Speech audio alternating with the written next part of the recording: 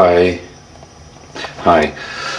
After one cancellation and one delay, I've just arrived in the Isle of Man at the Seft. I don't know, I'm talking to myself. I should be talking to the mirror. I'm in the camera.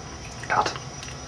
After one cancellation and one delay, two different airports, I've now arrived in the Isle of Man. I am at the Sefton Hotel, which is very nice indeed.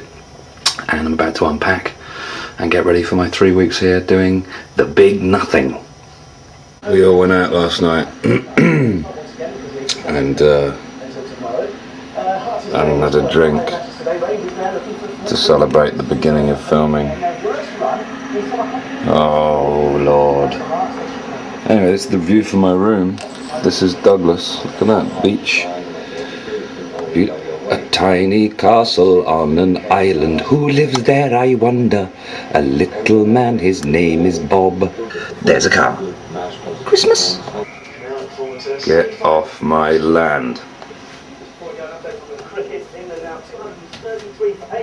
Look at this thing. Cheeky bastard.